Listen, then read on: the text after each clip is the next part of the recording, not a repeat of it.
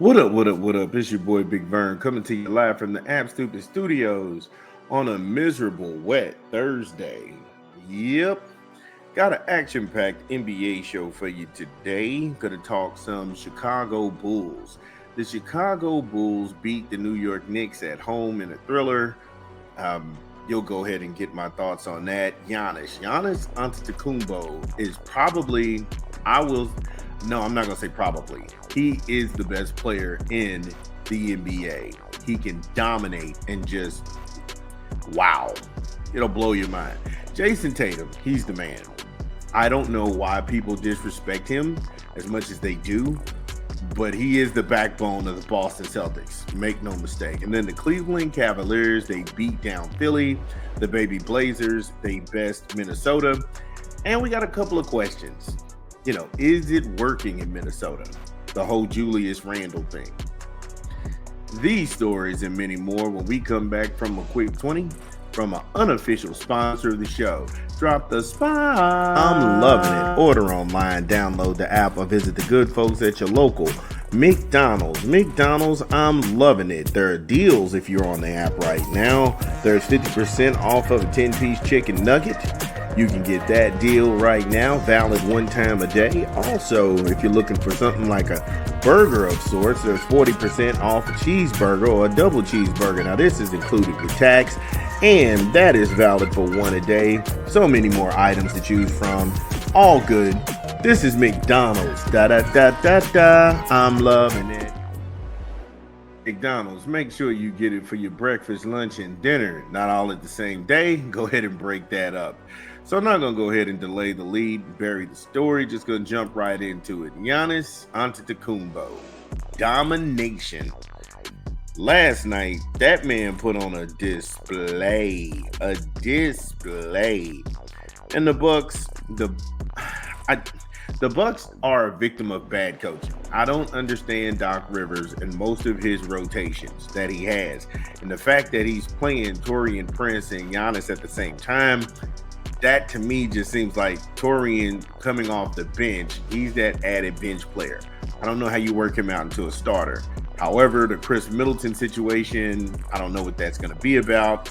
And then for some reason, Dame Lillard wasn't playing last night. Who knows? They're trying to juggle a lot of things in Milwaukee. And I think once you get rid of Doc Rivers and turn the team over to Darvin Ham, I think the Bucks will be in better shape. They just don't have an identity. But saying that, we'll go ahead and dive in between the numbers right now. So, from a standpoint of you trying to do everything you can to get into that winning column, the Bucks are now 4-8. And I don't think that's indicative. They have so much talent, but they don't really use it well. They have people in the wrong positions. For example, last night I watched your boy from Detroit, and that's Isaiah Stewart. I watched Isaiah Stewart physically push Brook Lopez. Just physically push this man out of position. And that was down low, scrapping for the ball. In Detroit, to me, I'll be honest with you, Detroit is a young, exciting team. I think Cade Cunningham is playing some of the best basketball he can play. And they don't stand around and watch. And then you have the confidence of Tim Hardaway Jr. He's back in the spotlight. Detroit is enjoyable to watch. I think JB Bickerstaff is doing a real good job with them. I'm not going to hold you on that. But last night, Giannis just couldn't be stopped. That man played 44 minutes. This dude was on the court for almost an hour. And he had 14 points, 7 assists, and 59. He had 14 rebounds, and he had 59 points. Wow. Honestly, if you were going to sit there and tell me that dude almost had to score 60 to beat Detroit, he was 21 of 34 from the field. Look, when you don't have Dame to pick up that extra scoring package, you don't know what the personnel is going to do that you have on the floor. You've got to be selfish and go to the hole and put that team on your back. He was 21 of 34. That's not a lot of high volume. Because everybody says, oh, high volume shooting, high volume shooting. No, high volume shooting is this dude, they dialed up 40 shots for this guy, and he probably knocked down 18. This was a very good model of efficiency.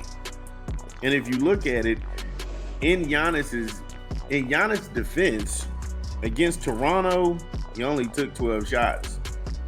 Against Boston, he only took 29 shots. He's somewhere in that 20 to 25 shot range almost every time. But when you have your back against the wall and you need this win, and now you have to stay relevant, he showed up and he showed out. We'll get more into the numbers when we come back from a rap album we're promoting this month. This is Big Vern. Drop the spot. Dun, dun, dun, dun, dun, dun, dun, dun, dun, dun. It's your boy Big Vern coming to you live with another rap album we're promoting. Snoop Dogg and Dr. Dre, Missionary, dropping next month. Yes, next month. Get it where you legally consume music, whether it be Apple Music, Google Play, or Spotify. My personal favorites that they already released is Gorgeous. That song is crazy.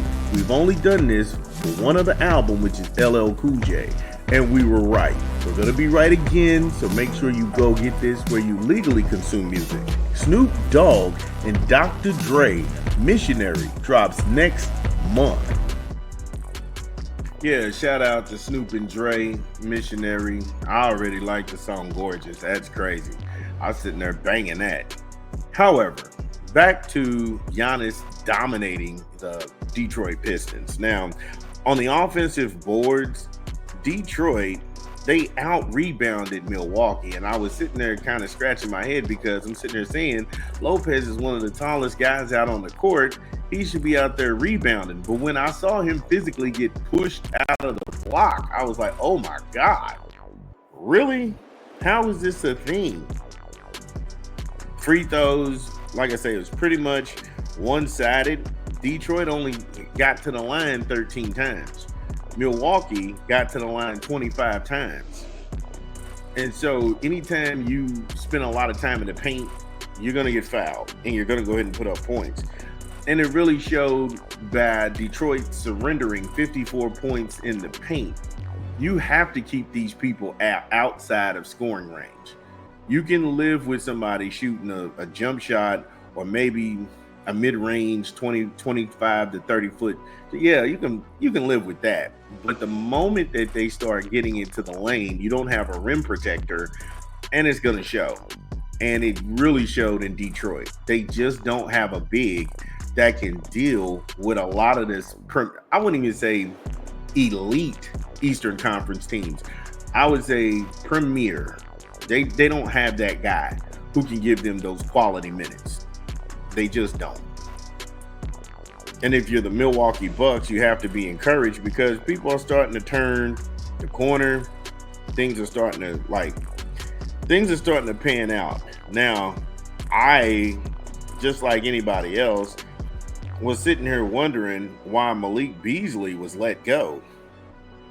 It just didn't make no sense because Malik Beasley turned around and he played 44 minutes, almost played the same amount of time as Giannis. He had 10 points and 26. He had 10 boards and 26 points, but that was for the Pistons. I was like, wow.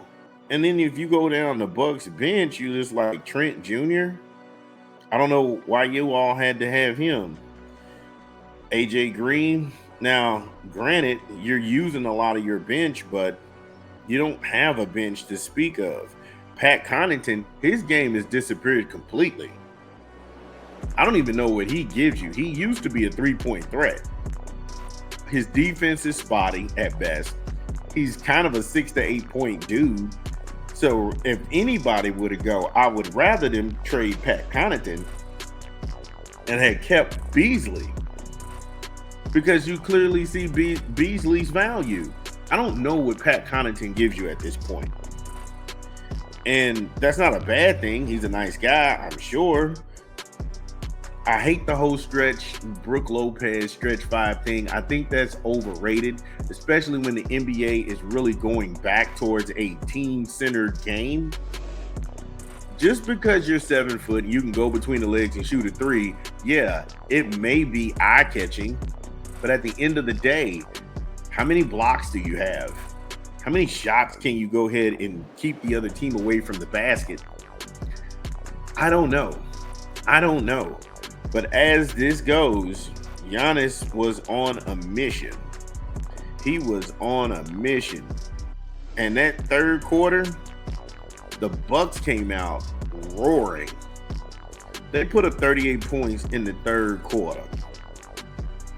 And they were just keeping pace because Detroit, when they got to halftime, Detroit was already in the bag. Detroit was playing about as well as you can play. But it was just Giannis took over in the third quarter, in the fourth quarter, and in the overtime.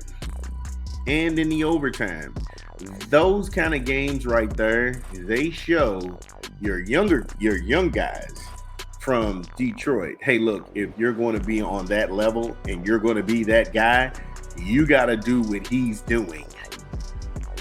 And that's dope. That's what I think. But congratulations to the Milwaukee Bucks. They're 4-8. Jesus, they're 4 games under 500. Doc's gotta go. And the Pistons, they are 5-8. Wait a minute, they have a better record than the Bucks? Wow. Look, good people of Milwaukee, get in the comments. Let me know, do I have it wrong? Do you need to fire Doc Rivers to see a change? This is Big Vern. I'll be back.